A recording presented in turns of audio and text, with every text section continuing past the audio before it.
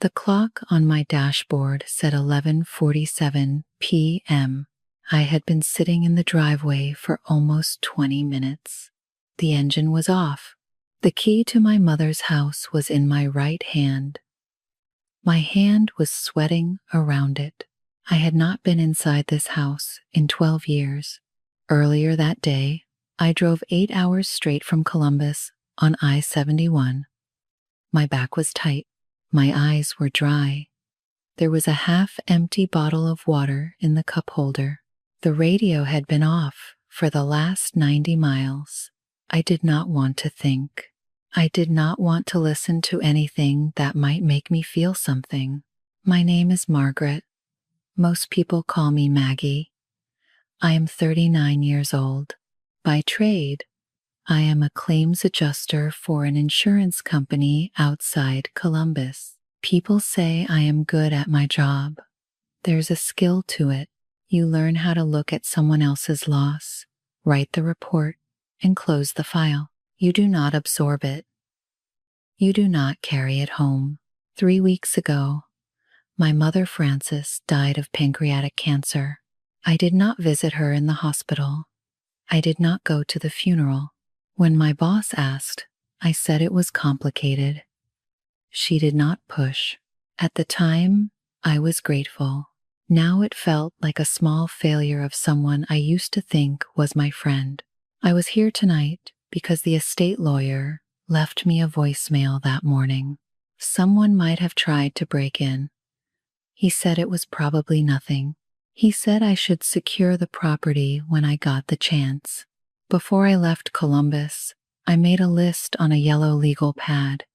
Dishes, clothes, papers, donate, trash. I have handled around 5,000 insurance claims in 10 years. I told myself this one was easy. I finally got out of the car. The lock stuck for a moment, the way it had always stuck when I was a kid. The smell hit me first, pine sol, and underneath it, old cigarette smoke. My mother had quit 10 years ago. The curtains had never let go of it. In the kitchen, the mail was sorted into 2 neat piles.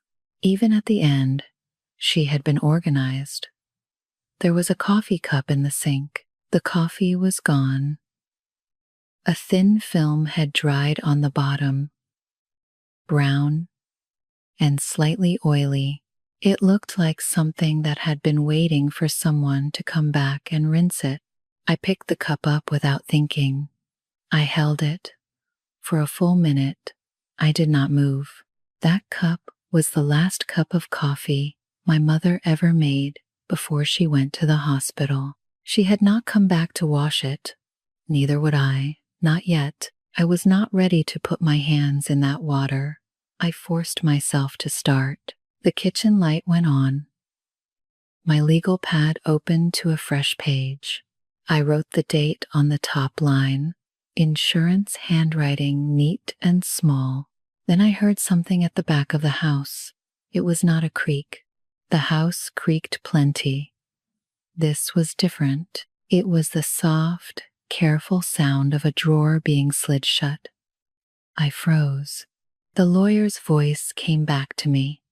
Someone may have tried to break in. I was alone in a house I did not know anymore.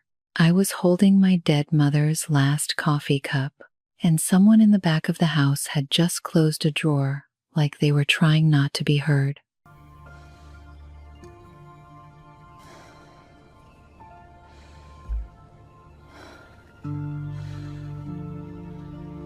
I set the cup down on the counter very slowly. My phone was in my back pocket. I thought about calling 911.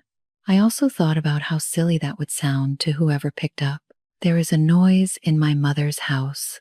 No, I am not really sure what kind of noise. No, I am not in immediate danger. So I called out instead. Hello? The drawer sound stopped. A man's voice answered from the hallway, thin and careful. Don't be scared, please. It's just me. It's Walter. from next door. He came around the corner with both hands up like I had a gun. I did not have a gun. He was in his 70s, in a flannel robe and slippers, with white hair sticking up on one side of his head. His face was the color of someone who had run a long way in a short time. "I am so sorry," he said. "I am so sorry." I saw the headlights. The lawyer told everyone someone might have tried to break in last week. I thought maybe they came back. I should have called out. I'm an idiot. Please don't call anybody on me. I let out a breath I did not know I had been holding. "You scared me," I said. "I scared myself," he said. He told me his name was Walter Halverson. My mother had given him a key 3 years ago. He had been coming over twice a week to water the plants and check the mail. He apologized about 4 more times. He offered to leave that minute if I wanted him to.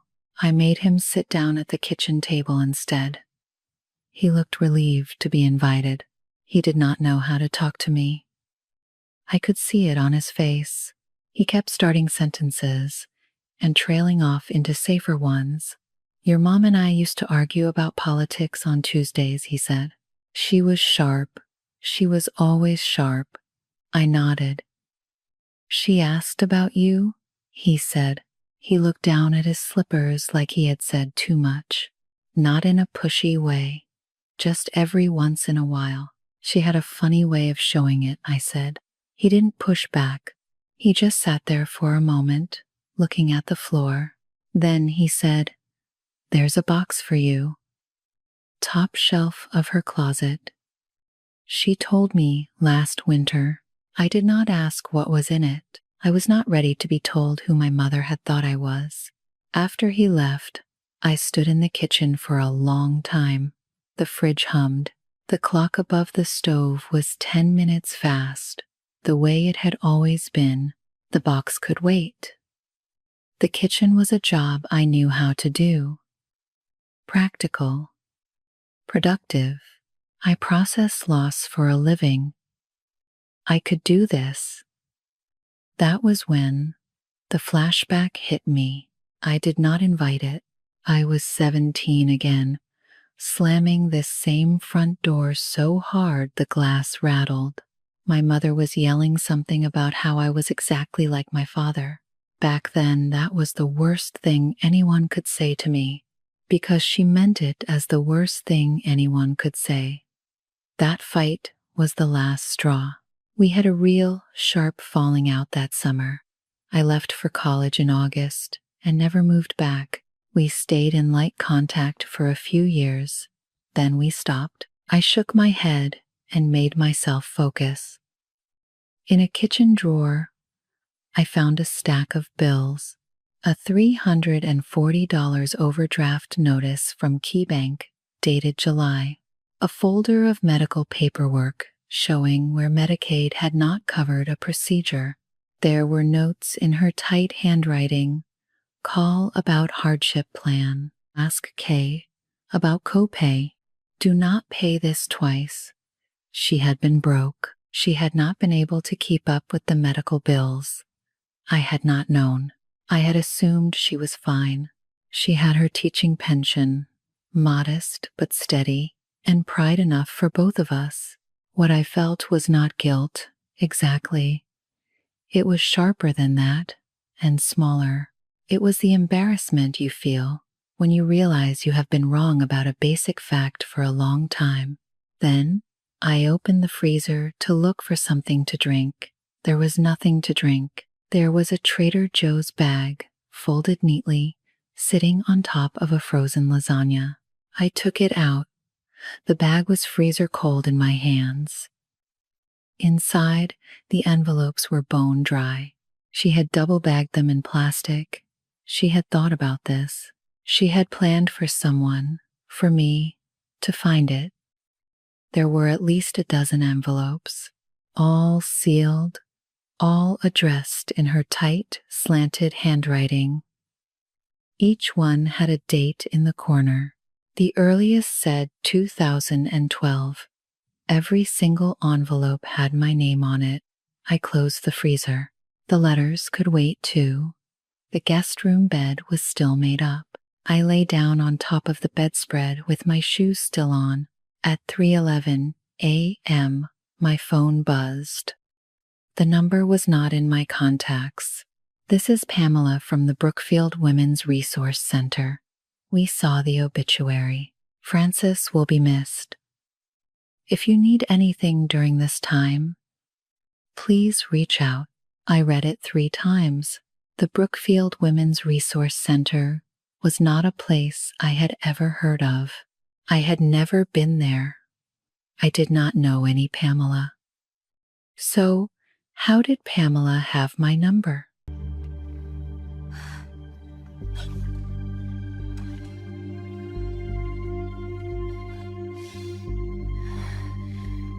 I did not sleep that night.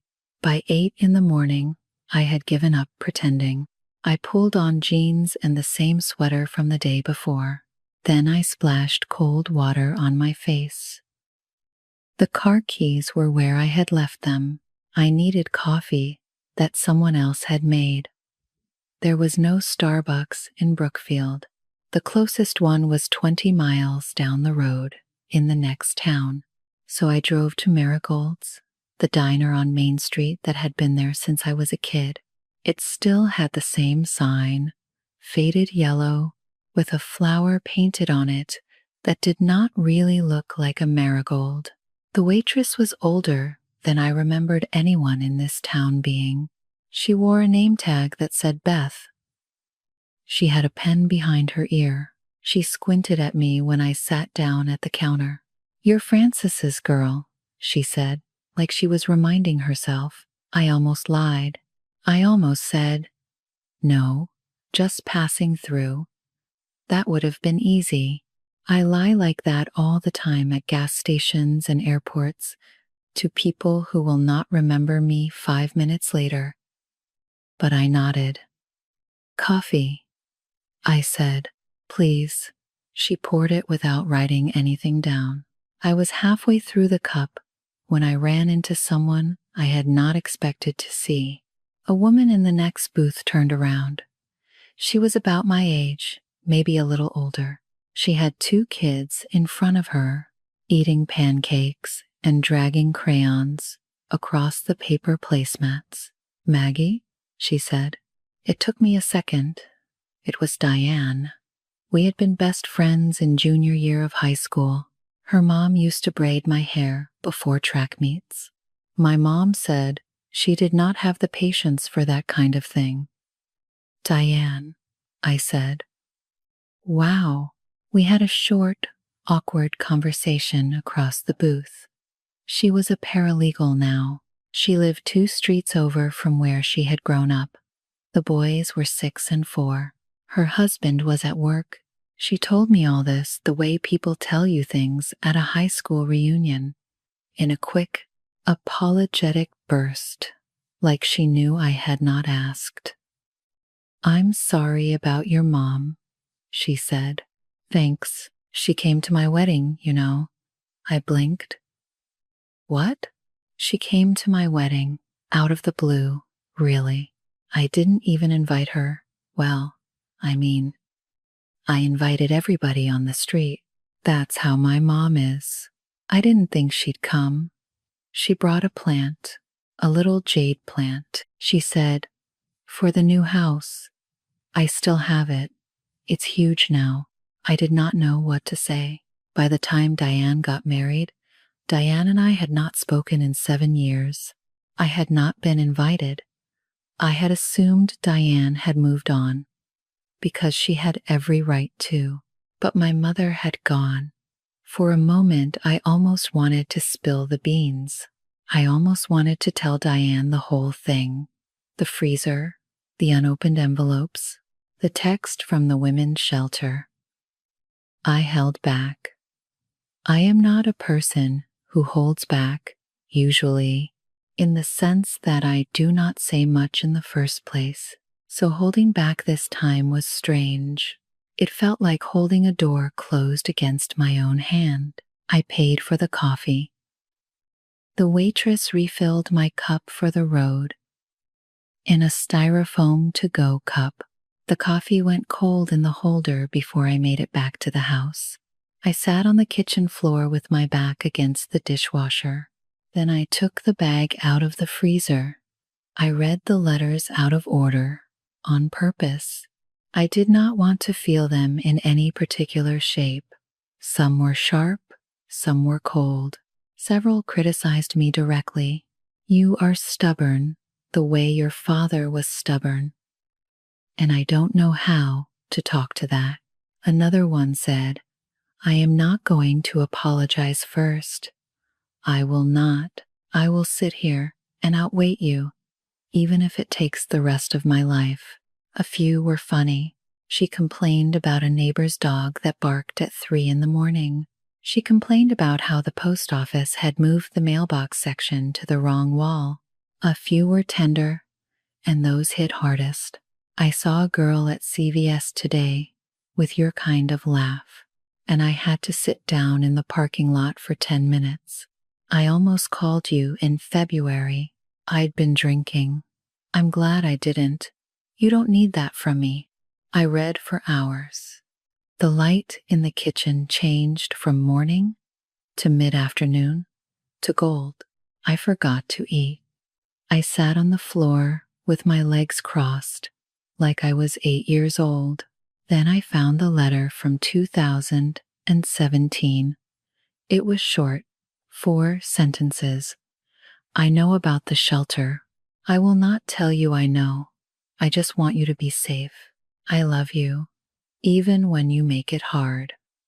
I put the letter down on the linoleum. The blue ink had bled slightly on the page, like she had been holding the pen too long while she was deciding what to write. I kept touching the smudge with my thumb without meaning to. In 2017, I had been in a bad relationship in Columbus. I had left in the middle of the night with a duffel bag. The shelter had taken me in for 6 weeks while I figured out what to do next. I had told no one in Brookfield. I had told almost no one anywhere. So how had she known? I went back through the stack again. Near the bottom, one envelope had something written in pen on the front. Off to the side. Not a return address, just a note in small pressed-down handwriting. Brookfield Women's Resource Center, 412 Linden Avenue, the same place Pamela had texted me from at 3:11 inches the morning.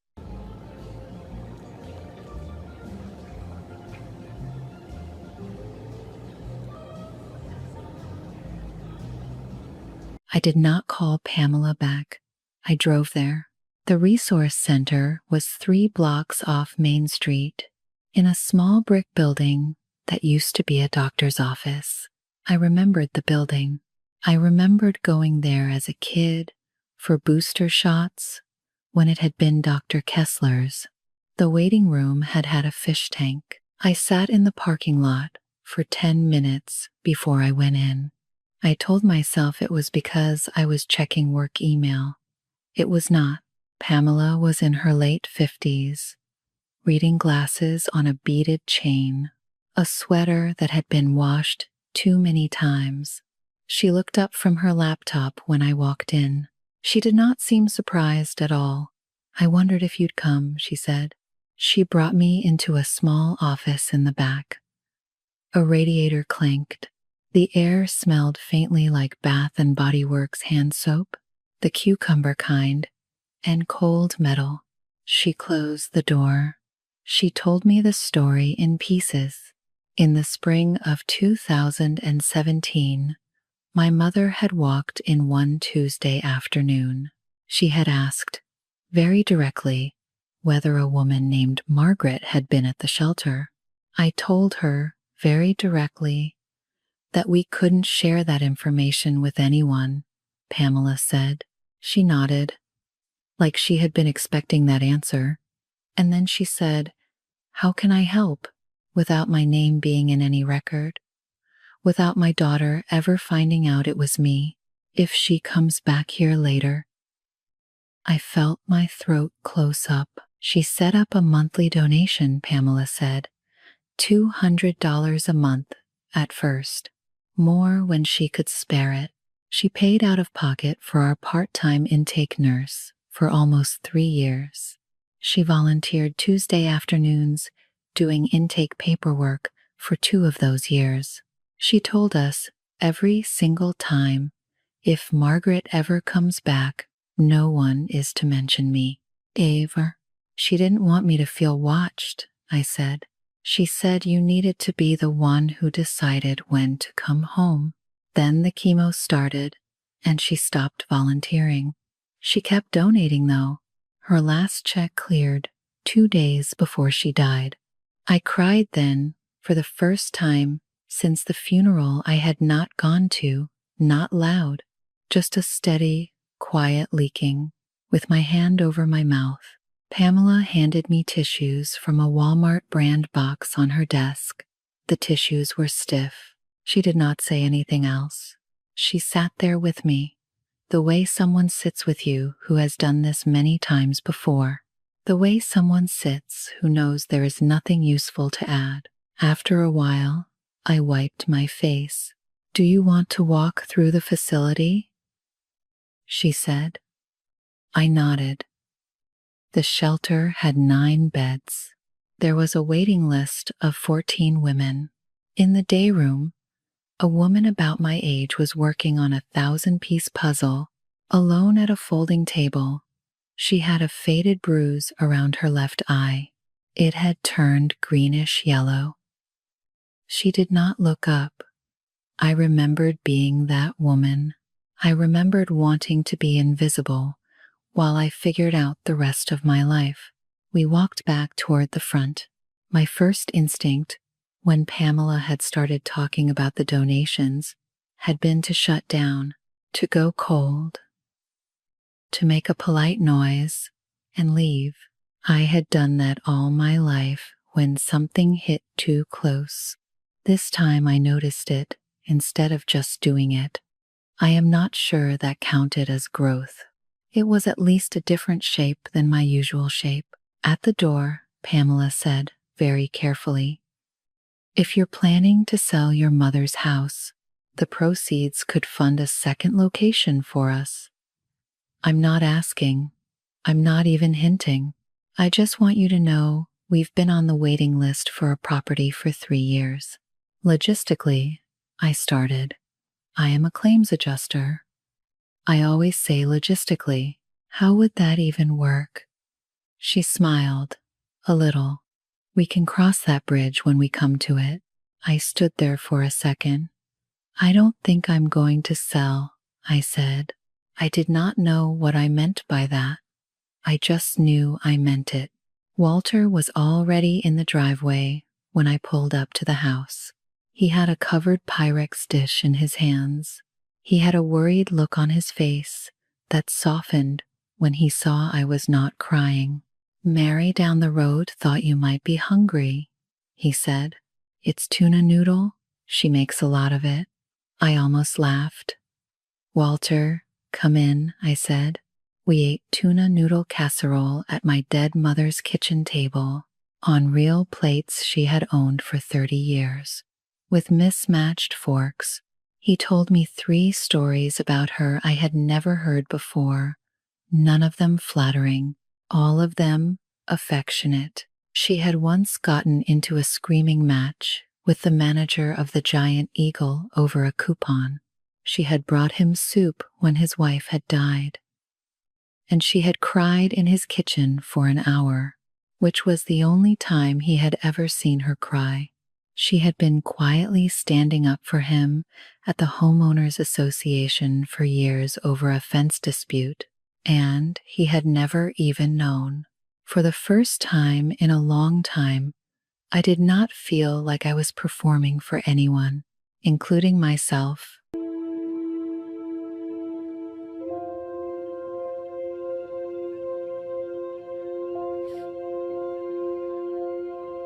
Two days went by before I touched the box.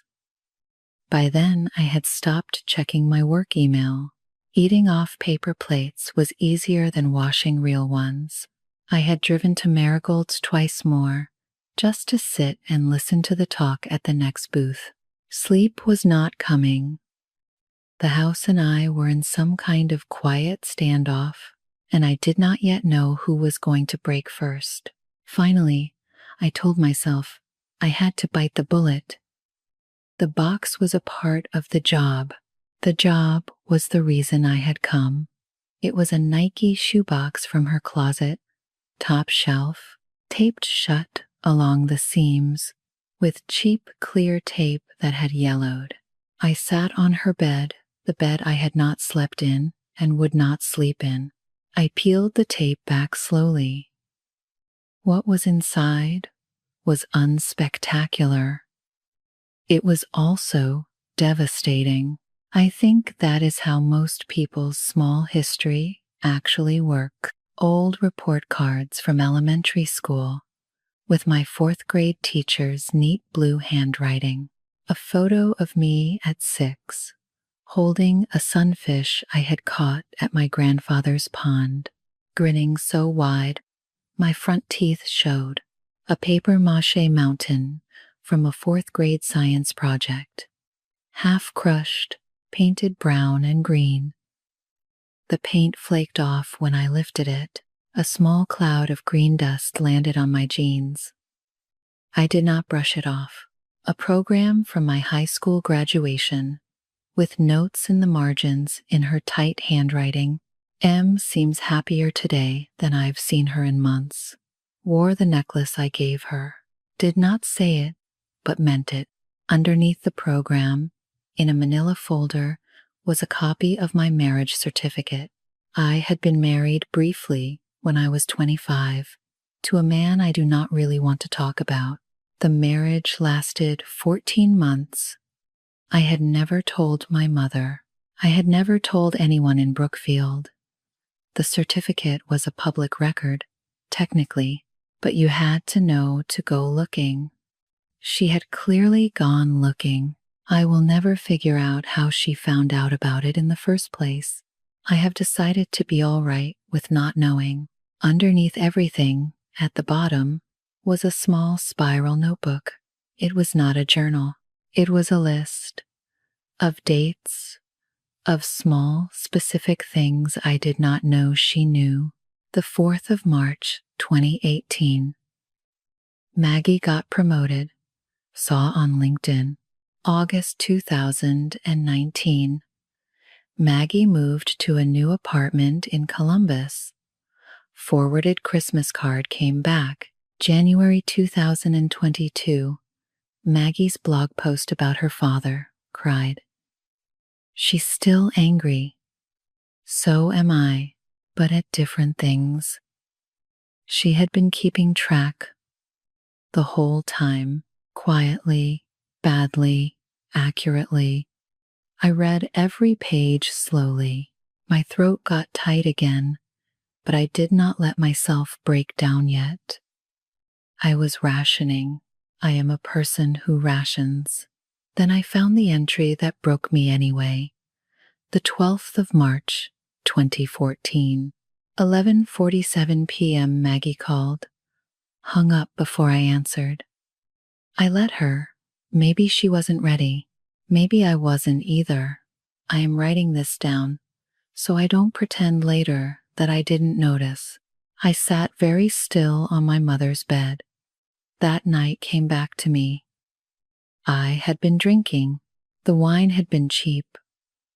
I had wanted to call her, so I had picked up the phone. Then I had hung up before she could answer. Over the next 10 years, I had slowly, carefully convinced myself that I had not called, that I had never tried, that I did not care. She had known. She had written it down so neither of us could pretend it did not happen. It was not a catharsis. There was no music. I did not feel forgiven, and I did not feel forgiving. I just felt, for the first time in a long time, seen by someone who was no longer here to see me, And I saw myself, too. The thing I had been avoiding for 12 years. I had not stayed away from her because she was cold. She had been cold sometimes. That part was not a lie. But that was not why I stayed gone.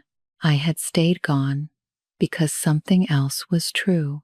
If I admitted I missed her, I had to admit I was lonely in Columbus. And if I admitted I was lonely, I had to admit something worse. The careful, efficient life I had built was not independence.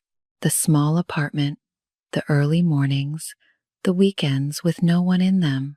It was a holding pattern. I had been waiting for permission to be a person again. I had been calling the wait a life. I did not pack and move back. There was no dramatic decision. I just sat with it. I sat with what she had quietly put up with for 12 years, and with what I had not. About an hour later, Walter knocked. He had an envelope in his hand. "This came for your mom yesterday," he said. I forgot to bring it over. The return address was a hospice in Akron. Inside was a thank you card from a nurse named Lana. "Francis, you were one of the bright spots of my Tuesday afternoons. The other women in the day room miss your stories already. So it was not just the shelter. It was not just the donations. The Tuesdays she had volunteered, after she stopped at the resource center, had been at a hospice. And then, when the cancer came, she had gone there as a patient. There turned out to be a lot I did not know." You need to see this. What is it? A letter. It changes everything. No, this can't be true. It is. We have no choice. How could you? I left on Sunday. I had been there 5 days longer than I planned. The house was not for sale. I had signed preliminary paperwork with the estate lawyer to lease it to the Brookfield Women's Resource Center below market rent for use as their second location. I would handle the property management remotely from Columbus. It was not a grand gesture. The local market was soft. The house was not going to sell quickly anyway. I did not want to own a house in a town I did not live in. It was a practical solution. It was also, quietly, the answer to a question I had not realized I was being asked. I was not moving back to Brookfield. I did not want to. The house had never been my home, even when I lived in it. I was not pretending now that it was. I was taking very little with me. The notebook, the letters, all of them, even the sharp ones, the photo of me with the fish, my grandmother's old casserole dish, which my mother had inherited and which now I had, the graduation program with the notes in the margins. Everything else got donated, sold, or thrown out. The pine sol smell would fade out of the curtains eventually. Someone else would live here. Walter helped me carry boxes to the car. He stood up from his porch chair when he saw me come out, slow, like his knees hurt. I told him I would send him my address in Columbus. He said he was not really a letter writer. I said he did not have to be. "Your mom wanted you to come back," he said. I stopped, halfway between the porch and the trunk. "I think she wanted me to stop running," I said. "That's not the same thing." He thought about that for a second. "No," he said. "It isn't." I drove to Marigold's one last time. Diane was there with the kids. We got coffee at the counter while the boys colored. We exchanged numbers. "If I'm in town, can I call you?" I said. "I'd be mad if you didn't." We did not hug. The hug was for the next time.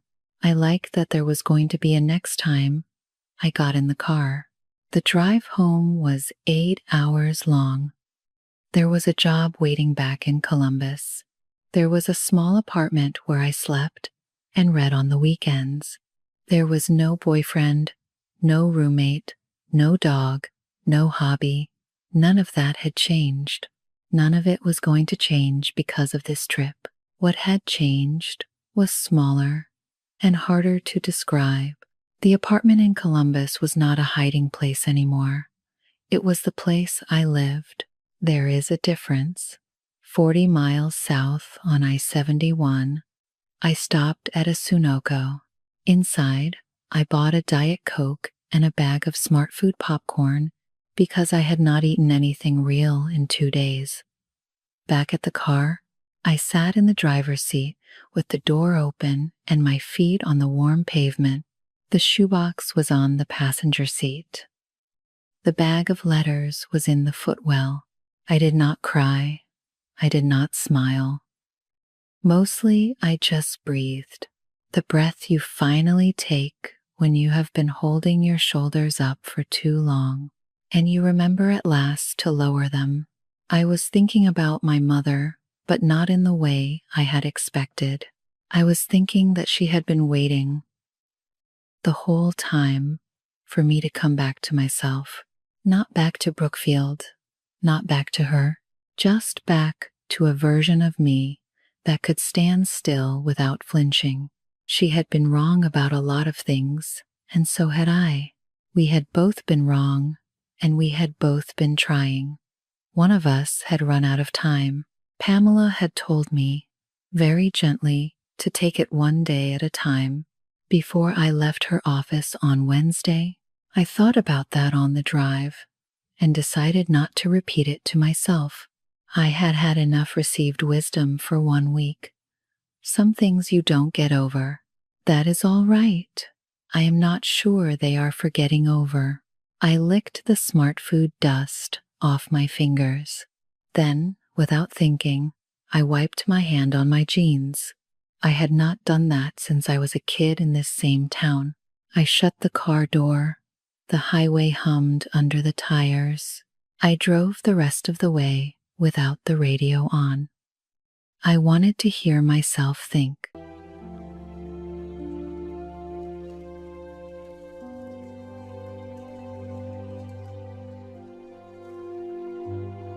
So now here's my comment about the story.